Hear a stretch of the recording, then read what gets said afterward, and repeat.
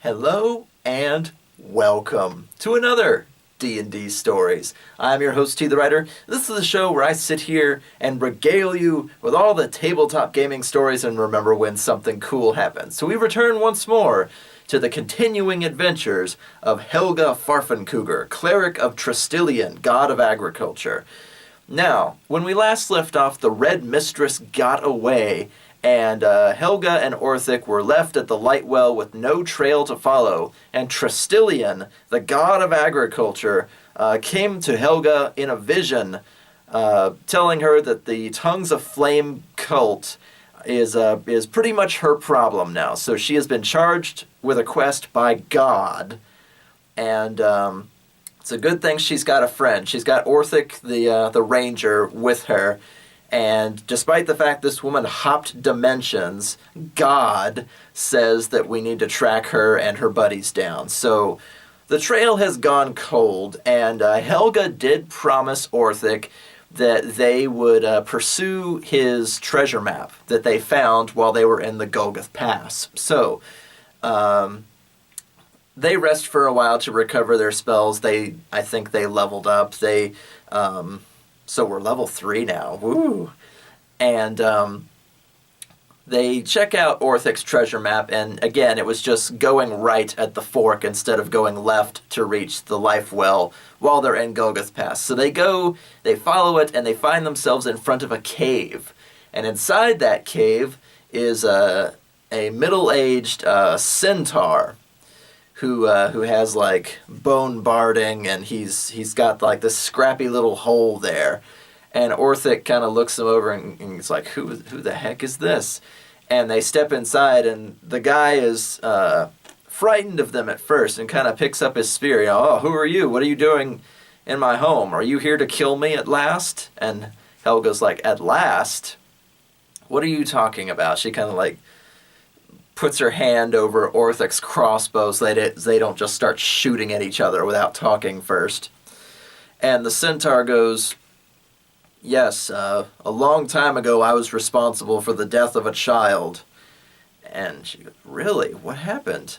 And she goes, I saw him about to be attacked by a wolf on the road, and I charged out of the foliage to attack the wolf, and in the ensuing scuffle I accidentally trampled him. And of course, there was a farmer nearby that saw both bodies and thought I was some thug from some tribe somewhere that just wanted to kill everything in my path. So immediately a price was put on my head, and I went into hiding. And, it has been an endless pursuit of bounty hunters and would-be adventurers who care not to listen to my tale. And, Helga's got thumb and forefinger on her chin, and she looks over at Orthick, who is in fact a bounty hunter. Let's face it, he's been given money to track and kill the Tongues of Flame cult. So Orthick's kind of looking at the treasure map. We're remembering the half-orc guy that got chewed up by the harpy. Probably looking for this guy. If he's got a treasure map that leads to this guy's front door, tracking the guy down to, separate his head from his shoulders and collect a bounty. So Orthick's like thinking it over real quick, like, well, whether he did it or not, we'd still get quite a bounty if people from Northway, people from Keswick want this guy dead. And Keswick, again, is the nearest city. It's several days' ride away. And they go, well, if you didn't do it, and Helga rolls the sense motive, and I think she got a 9, so there's no telling if he's telling the truth or not. But Helga, chooses to believe in the greater good of the average citizen, so she believes him that it was an accident, and he should not be hunted like some animal for the rest of his life. Orthick, put your crossbow away. And the centaur's like, thank you for your mercy. Here, take my barding, and, take a lock of my hair, and tell those in Keswick that I have been slain, and collect the bounty on my head. It'll be fine. Nobody can make, centaur-shaped barding, and barding is basically like a chest plate, sort of. And also here, have this horn, and Helga takes the horn. It's a magic horn. If you blow it, then whatever woodland creatures can hear it will run to your aid in battle. And I'm kind of snickering behind my hand because Helga hangs out in farm fields, so that'll be what crows and squirrels and groundhogs. Oh no. I've played Magic the Gathering long enough to know about the 9,000 squirrel combo. Google that sometime, it's hilarious. But she takes the horn and she puts it on her hip, and they take the barding and they take the hair. And Orthick, I guess, is just happy that, they can turn it in, say he's dead, and collect the money. And Helga is feeling better that he doesn't have to be hunted for the rest of his life because everybody thinks he's dead. So we're having that happen a lot in this campaign. This guy, and then Adir, the Narik, was given a new lease on life because all of his buddies thought he was dead. So we're going to tell a white lie and tell Keswick that this centaur has finally been brought to justice, air quotes, and he's going to move on to like a different set of mountains or a different region or something where he can live a quiet life and, not bother anybody. It's kind of a lonely existence, but who knows? Maybe he'll take a few levels in Druid and become one with nature or something. But a spectacular accident like that shouldn't condemn somebody to death. So Helga feels like they all kind of came out better for this. So, I've got my notes here, sorry. Orthick and Helga take some time to return to Northway because, again, Orthick's leg was mended from the broken bone, but still, like, bruised up and all fun colors of the rainbow. If you've ever been punched in the eye hard enough and you can see, like, blue and then green and then yellow and, all the fun colors, that was his leg for a while. So they travel pretty slowly so that he doesn't irritate it too much. He can walk, just not very quickly. And chasing after the Red Mistress probably didn't do him any favors. So Helga throws another Cure Light Wounds onto his leg to try and help speed it along. But there's only so much that magic can do. There's only so much that potions can do. But Orthick witnesses divine magic for a second time. Perhaps not as spectacular as Channel Divinity, but to help his leg along because, a broken femur, I'm told, is along the same amount of pain as, like, childbirth. It's pretty damn bad. So they travel away from the life well. Helga, gets a couple of vials of the holy water and puts it in there in her bag. And they go back through the Golgoth Pass to get back to Northway. And, are we going to run into the Harpy? And, we roll the dice. No, we don't. We scared it off enough the first time. And we make it all the way back to Northway within a day or so, traveling that slowly. And we make it back, and finally, we can kind of check our mail and turn in our subquests and things like that when you return to the quest hub. If you recall, we sent mail to Keswick telling them about this ancient temple. We sent tea leaves off from the old man in the woods to our clan and stuff like that. So Helga gets mail to and from Keswick almost constantly, which is great. And hey, hot tip for budding DMs, if you want to impress your players, write something out, give them mail. They'll think it's great. Even if it's like bills or a junk mail or a letter from a lost lover or something like that. It's a great little detail to throw into your world. If people know where they're going to be and can send them paper mail, do it. It's great. It's a great prop to have at your table without, like, building a wooden sword or something that could hurt people. So they get Helga gets mail from Keswick congratulating her on locating this old forgotten temple of the wild agriculture god that she found Orthick in.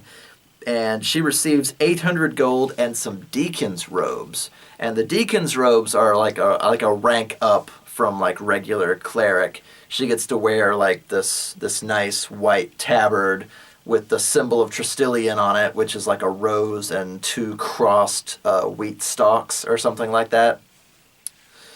And so she's like more official now. She's got the tabard on her chest. She looks pretty freaking cool, wearing that over her chainmail because it's like it's all white with gold trim. It's really fancy, and since she's wearing a large symbol of the church on her, she can now, according to the DM, she could double her charisma bonuses. And I'm not very familiar with how 5th edition works, but it would double her proficiencies. So if you normally get like a +3 to diplomacy, she would get a +6 instead. So not bad, because there's 4 or 5 charisma-based skills, and being a cleric, it's good to have some talking skills before you actually pull out your weapons, especially given that Helga doesn't like to kill anybody. So it's good to be a fast talker.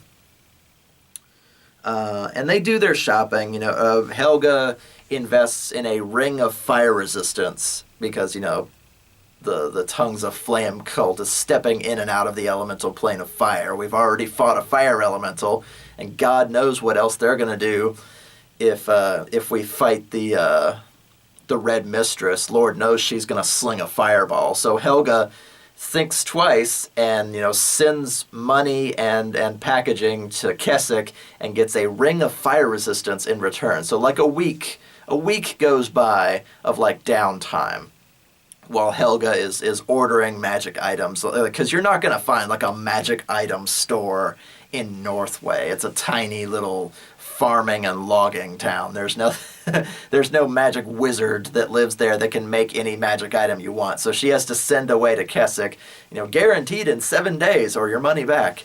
Stuff like that. So she orders the Ring of Fire Resistance. We restock our potions. We restock our ammunition for Orthick's crossbow. We have some downtime, mostly because of Orthick's leg. It was again, he only fell like 4 or 6 feet, but he somehow just shattered that damn leg. So they hole up in the tavern for like 5 or 6 days, and Helga, having been spoken to by Tristilian, God says you need to go after the Tongues of Flame Guild. She has no leads, so of course she spends the greater amount of her time hanging out in the tavern, because that's the best place to listen to all the local gossip, to see who got mail from who, see if the bartender was hearing any of the drunks talk about anything unusual and culty sounding, or heck, if any of the cultists just happen to show up there, because lots of weird and interesting stuff happens in taverns. There's not exactly a whole lot of landmarks in Northway for cultists to be talked about or seen, so the tavern's kind of the best spot. And after a while, Helga gets kind of restless. Like 6 or 7 days go by. She's got her Ring of Fire Resistance. They've restocked their supplies. They're like, okay. She's like, okay, I can't sit here and do nothing and wait for a hint to drop on me from the great DM in the sky. I've got to go about my usual job, and Tristilian will guide my hand when it comes to tracking these people down. So Helga decides it's time to hit the road again, and hopefully by then Orthick's leg is well healed enough to travel with her. And if not, she has Charlie. And Charlie is a pony, which she had before. And if you're wandering through 700 acres of farm, you don't always want to do it on foot. So Helga had a pony that she kept in Northway. And while Orthick wasn't an invalid, she didn't want him like walking for miles and miles on that leg if it was still healing just a little bit. So she could put Orthick on Charlie, and then Charlie and Helga could walk the roads, checking on the farmers and things like that. So she goes upstairs into the inn part of the inn and tavern, and finds that Orthick's door is locked. And she kind of leans and looks, and this is the middle of the afternoon. She leans and she looks through the keyhole, because it's a keyhole. You could outwit with a screwdriver, one of those really old ones. And she finds that he is with a barmaid at the moment, and he is propped up on a chair with his leg in its lighter wrappings. It's not like in a cast or anything. It's just like wrapped in gauze, and it's got the herbs over it and stuff. But he's receiving a blowjob at the moment. So Helga like just kind of rolls her eyes, and she sees the little stack of 10 gold pieces on the bedside table. And, it's the little, red minus appears above Helga's head because she disapproves of, prostitution and stuff like that because she's a cleric. She's a woman of the cloth. You should find love and companionship for sex, not just buy it. But Orthick is busy enjoying himself, so Helga has to go off for a while to kind of check around Northway and just... My God, Orthick, I've known you for like a week. But she comes back later in the afternoon and finds him looking perfectly innocent, sitting in front of the hearth with, a big plate of food in front of him and some ale in the other hand, looking fairly proud of himself. And, the bar wench is nowhere to be seen. He's just kind of innocently enjoying his lunch, and Helga doesn't even say anything about it. It's none of her business, but she doesn't have to approve of it, so her opinion of him drops slightly. And she explains, hey, we can't just sit here. Let's go out on my usual patrol. Maybe we'll see something or hear something from somebody. The flames of or the tongues of Flame Guild. They could barely get through a forest without drawing attention to themselves. If they're wandering any of these farm fields, if the Red Mistress is out there, if there are more members somewhere, surely it wasn't just 6 people plus her. There's got to be more than that wandering around somewhere. We just haven't seen them yet. And Orthick kind of strokes his beard and nods and wipes his hands on his breeches, and he stands up and he goes, okay, that sounds like a great idea. Let's go see what's what. So Helga goes and gets Charlie and explains to him all the stuff I just told you. So he gets up onto this pony. And Orthick is from like a desert-like region, so he's more used to camels and slow-moving things like that. So a pony is a new experience for him, but he gets up into the saddle and is able to hold on and slowly gets used to it as they plod along. And again, this is just Helga's regular job. She wanders from farmhouse to farmhouse. Hey, is the water good? Is any weird bird patterns, any sicknesses, are your crops doing okay? She's the cleric of an agriculture god, so there's not a lot of trouble for her to get into. But it turns out at one of the farms the water was not so good. As it turns out, one of the main water supplies sitting at like the crossroads between like 5 different farms, there was a wellspring, a water source that several farms used that was beginning to smell like sulfur and kill off the crops that were near it. And Helga and Orthick kind of look at each other and they go, sulfur? Really? And having grown up in the middle of nowhere in Kentucky, I can tell you that if your water smells like rotten eggs or something, you're just drawing from a natural wellspring. That doesn't mean anything demonic is involved. But shut up, that's not the point. That was the hint. So the water source between these 5 farms is being poisoned by something. It's killing off the crops, it smells bad, it looks bad, and they need to go check it out. So they go to the well and they draw up a bucket and they pour it out, and sure enough it doesn't look good, it smells funny.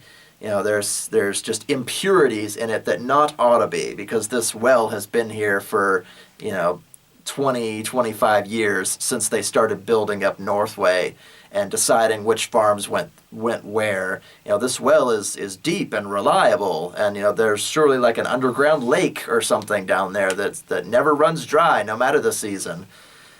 And the farmers decide that they want to come with Helga and Orthick to figure out what's going on with their water supply. And Helga's not having none of this because, they, regular people, civilians, have like 5 health and no armor. So if anything happens to them, anything at all, it's on her. It's her job to take care of them. They can't run into whatever's poisoning the water with pitchforks and freaking farm implements. It's not going to help. So Helga and these farmers argue back and forth for a while. Orthick's just kind of sitting on Charlie, it's like watching a tennis match, just back and forth. And finally, Helga has had it up to here with them. It's like they're being stubborn children. This is my job. Stay back here where you belong. And they're like, no, you need extra hands, extra arms, more muscle to... What if it's something big and has teeth? And it's like, well, then it's big and it has teeth. It's my job. You need to stay here and farm your crops. And I don't want 4 or 5 NPCs following me around for an escort quest. So finally, Helga breaks out thaumaturgy. And thaumaturgy is an augmentation spell that is mostly used for intimidation. And it can make your eyes glow. It can increase the volume of your voice 3-fold. It can shake the ground a little bit. It can give you like a light sheen of an aura. It's to make you look more intimidating, like a peacock spreading its feathers out to scare off the others. And Helga makes her eyes glow gold, and her voice gets loud like a thunderclap, and the ground begins to shake just a little bit. It's like, stay home, I insist. And she scares them all away. They scatter like chickens. They've never seen, dear little Helga Farfenkugger, throw the chips down and say, stay the fuck out of my way. So the thaumaturgy works very well, and Orthick does not argue either because he didn't know that she could do that. So Orthick finally gets off of Charlie, and they kind of tie Charlie up by a fence post somewhere, because there's the well, and then there's like the source spring that is next to it. It's kind of like a cave. It goes down underground where the wellspring itself is. And and Helga goes, all right, we've got all the civilians out of the way. Whatever's down there, we're going to have to find it and probably destroy it. Whatever it happens to be. Like, if it's making a sulfur smell into the water and it's poisoning things, it could be something from the elemental plane of fire, which is bad. So let's go down there and see what's what. So Helga pulls her the mason's hand, the silver warhammer +1, and Orthick pulls out his crossbow. And, he's a little slower than her with his bad leg at the moment, but he's getting better. And he knocks a bolt and kind of points it at the ground. He follows up behind her, and they journey down into this cave. And this area was known as the Toil. I guess because, when you're on a farm, you toil away to get your crops to grow. But the Toil waters were very important to, like I said, 5 or 6 different farms. So they had to find out what was happening and fix it quick, because winter is coming. And if there's not enough of a crop, then everybody starves. Or everybody has to run home to Keswick and beg in the streets until next spring. And that's not going to be good. So they journey down into this tunnel, and there's like a 5-foot wide path, and then there's a 5-foot wide stream of water once they get down, and the incline kind of evens out. So there's a very healthy, very large waterway that runs under these farms, and the well is perfectly placed to reach like an underground lake or something. So they tunnel down into this place. And dwarves have dark vision, so they don't really have to worry about lighting any torches and bringing attention to themselves. But again, if you don't have light, you can't see in color. So spotting anything that might be hiding would be a little more difficult in black and white. But, taking it slowly, hammer and shield in hand, Helga kind of looks around as they emerge into one of the caverns. She's like, there's got to be something here. A 25-year-old well doesn't just suddenly start smelling like rotten eggs. And what does she spot near one of the archways into the next cavern but a carrion crawler, a giant centipede monster with giant gnashing teeth and tentacles all over its body, with the tentacles kind of like limply laying down like they were plants hanging from the ceiling or something. If she hadn't looked, she would have tried to push them aside and walk through them like the curtain of a weeping willow.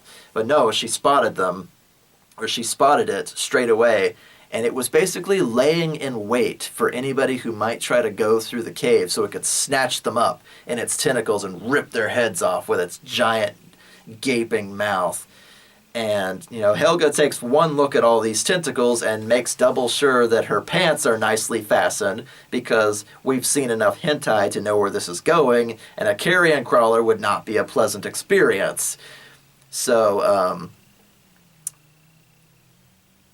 Helga has, I forget what it's called, I think it was like Radiant Blast or Radiant Ray, something like that. It was a distance-based attack that could do radiant damage, which was, I think, somewhere between holy damage and fire damage. You could basically fire it off like a spirit gun and try to knock this thing down. And since it's laying in wait and doesn't think that we know where it is, Helga points out the target to Orthick and then raises her hand, glowing with all the magics of the agriculture god Tristilian, and blasts this thing off the wall for like 11 or 12 damage straight away. It just decimates this thing, and it screams, and it falls and kind of splats onto the ground, tentacles flopping in all directions, and it rears up and it shrieks at us because it's a giant insect. It's this nightmare thing with tentacles and teeth and eye stalks and dozens of legs, and it motors towards both of them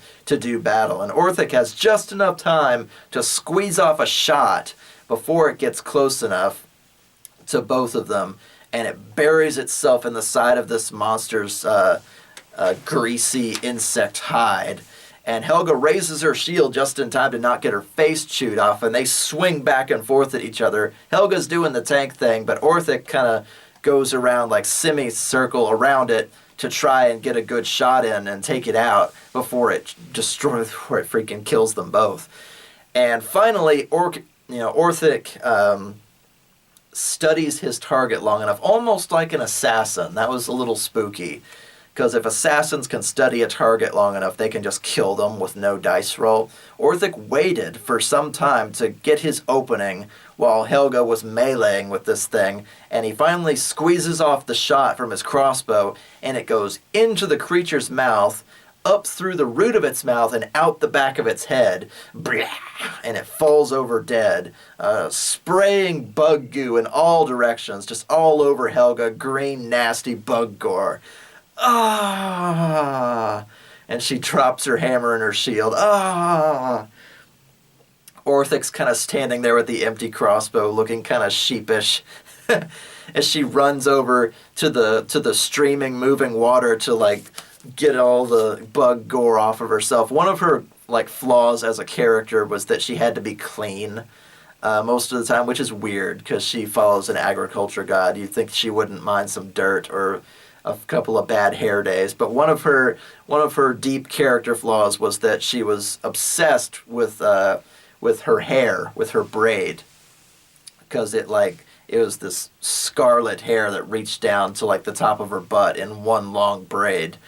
And she basically like runs and thrusts her head under the water surface and like scrubs as hard as she can, just kind of freaking out because she's covered with gore, and that is not something anybody should ever be used to. So when she gets up and she is just drenched from head to foot, completely shaken, like, no, this is not a good day anymore. Monsters be damned. Ugh. And it takes her a while to steel herself again and pick up her shield and hammer so that they can continue on. And Orthick's already, reloading the crossbow. And they go on, all the while looking for more monsters, because if that's at one of the front caverns, God knows what else is in here. But they don't find anything else. So they emerge into like the main cavern where the underground lake is, and it's like several stories below ground. Like the crop roots can't reach this, but the well can, which is why it's such a valuable well. It reaches a freaking lake that's underground. And Helga, like, reaches and she smells the water, and yeah, it's bad. But out in the middle of the lake is a stone outcropping with something shiny on it. And Helga looks over at Orthick and then remembers that she's covered in bug gore, and it would probably suit them both better if she went this time.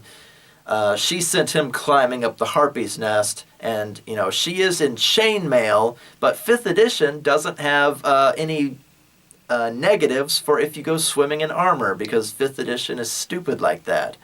So, Helga sort of does like a moonwalk, when the water comes up to your chin and you're trying to move quickly through a pool, you kind of like launch yourself forward a little, and then your foot comes down, so you launch yourself forward some more. She kind of moonwalks across this lake. It never really goes above like her nose in level, so she kind of like leans her head back to get out to this stone outcropping in the middle of this underground lake. And thankfully, the waters are nice and cold, and it washes most of the bug goo off of her. All of this is going into the streams, which is going to go onto the crops, but hopefully it'll be more like fertilizer than poison. And she finally pulls herself up onto this little island, and she finds a red glowing crystal pulsating with fiery magics. And it doesn't take her long to realize this is a piece of the elemental plane of fire. Like, this was placed here on purpose. And Helga reaches into her bag. She left her backpack and stuff behind with Orthick, because you shouldn't soak books or mail or anything like that. So she pulls out a burlap sack to put this crystal inside, because she doesn't want to touch it. So she kind of scoops it up and then ties it. And by the way, another hot tip: if you want to be prepared for almost any situation as a D&D player, invest in some bags. Like if you kill an orc general and you need to bring its head back, or if there's a magic crystal you don't want to touch, or if you kill a dragon and get its hoard, you need a way to transport all that money. Invest in like 10 burlap sacks, and you'll be glad you did. It's just one of those universally useful items that everybody should carry.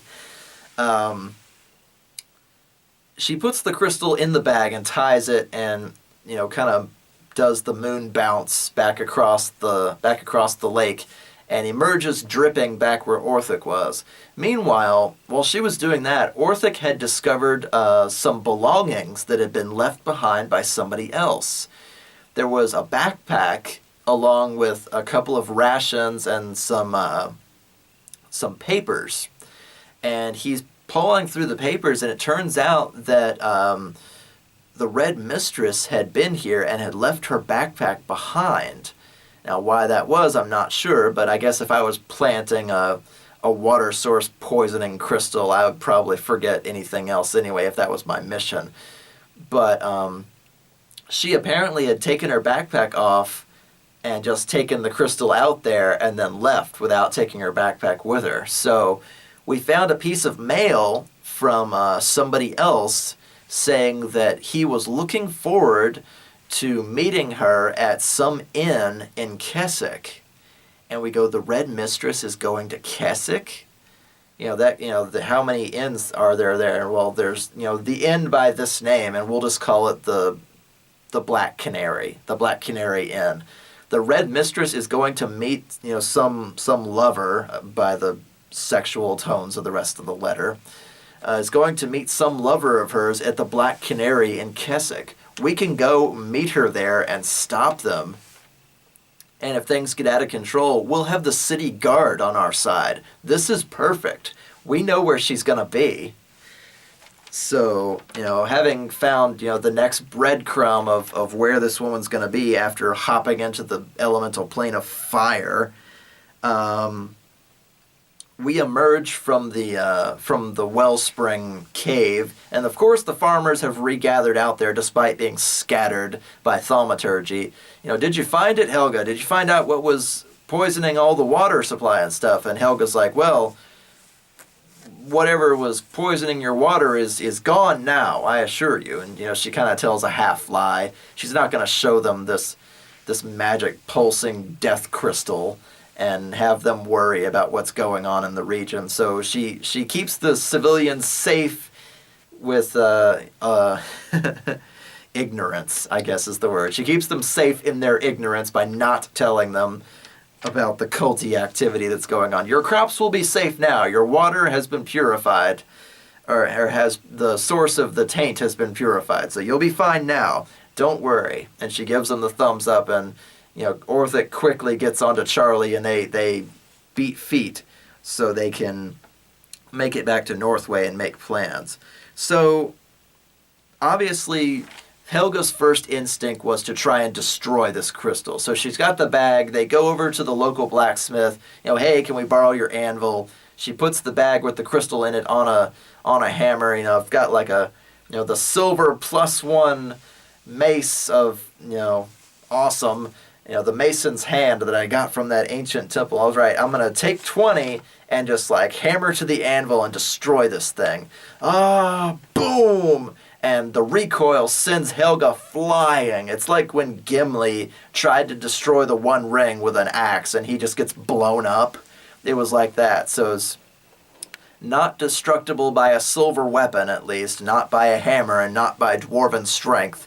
So she's basically just got to keep this crystal on her, since leaving it somewhere tends to spread poison. So they've got this crystal from the elemental plane of fire. It seems to be contained as long as it's covered, like the lost seeing stones in Lord of the Rings. Is like you can't see what's around it as long as it's covered with a cloth, or like the crystal skull from Indiana Jones. It's like its magnetism doesn't work if you keep it under a cloth, even though that doesn't make any sense.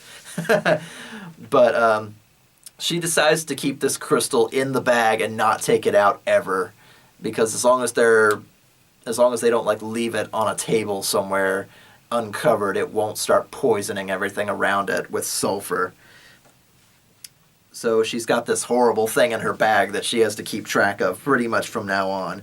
But we know now that the Red Mistress is meeting somebody in Keswick, so we've got to make for Keswick as quickly as we can, because if the Red Mistress ran all the way to the life well and then jumped dimensions, Lord knows it's probably going to be a shorter trip for her to run all the way to Keswick on foot if she can dimension hop, because speed and distance are not guaranteed between worlds. So she could be there already for all we know. So, what else happened? As we were, I got to backpedal a little bit. As we were leaving the farms, we find out that one of the farmers was once a rather talented blacksmith, and as a reward for purifying their water source, he gives Helga a platinum bar. Yes, a bar of platinum metal, and I reeled at this because platinum bars are worth like 8,500 gold, I think, something like just this obscene amount of money. And Helga looks over at Orthick's like, well, Orthick, you did half the work. That's 4,250 gold. And Orthick's like, I owe you my life from you saving me at that forgotten temple, so why don't you just keep the whole thing and we'll call my life debt repaid. And she goes, well, all right. So, she takes the bar into town like there's anybody in Northway that's got 8,500 gold. But this is my DM being nice and letting me do some shopping before we get to like the final act of the campaign. But she sells the platinum bar to the local blacksmith because apparently he's got that kind of money out here in the middle of nowhere. I try not to ever question the economies of anything D&D related, because you have to be able to buy magic items that you want, and you have to be able to sell loot. with convenience. So, oh, that struggling apothecary, yeah, she'll pay you 5,000 gold for that resurrection potion that you're not using. Where did she get 5,000 gold? Shut up. That's where. But, not that you would ever sell a resurrection potion, but you know what I mean. These farmhands have obscene amounts of money, if only to make sure I can sell things. So by then, Helga has to take several hours to take a bath, to have her hair redone. Orthick is the only other dwarf in the area that she knows of, so he knows the traditional way to do long braids with dwarven hair, so he gets to do her hair up and tie it properly so that it's one big braid. Now her hair is clean, she's clean, so her confidence returns and all that good stuff from after the battle with the carrion crawler. So we have our heading now. We have to go away from Northway all the way to Keswick, which is a big city. And if the Red Mistress starts unleashing fire elementals in Keswick, it's going to be a big problem, because that's a big city and not a tiny little farm town. So we've got to catch her right away, and whoever this other guy is, who's not named in the letter, by the way. I wonder how they were exchanging notes, but apparently she has a lover in the Black Canary Inn, and they're going to meet there. So we've got to beat her there, and either try to catch him or set up a trap to catch them both, or this cult activity is going to get a lot worse. So Orthick saddles up Charlie again, and they get some supplies, because it's a couple of days' ride, much less on a pony. It'd be several days' ride to get all the way to the east coast to Keswick. So that is where we left off for that session, and I guess that's where I'll leave off today. We're hot on the heels of the Red Mistress, so we'll have to see how this turns out. So that is where we will stop for now. And I hope you guys enjoyed this story. Give me that thumbs up if you get a second. I really like those thumbs ups. And I will see you guys on the next D&D Stories. Keep gaming. Hey guys, thanks for watching. I really love telling D&D stories, and I also really love eating food. So if you'd like to toss a couple of gold pieces into this humble bard's hat, be sure to check out my Patreon. If you enjoyed this story, be sure to hit the like button as well. And if you'd like access to maps, character art, and channel updates too, check out the D&D Stories Facebook. Keep gaming!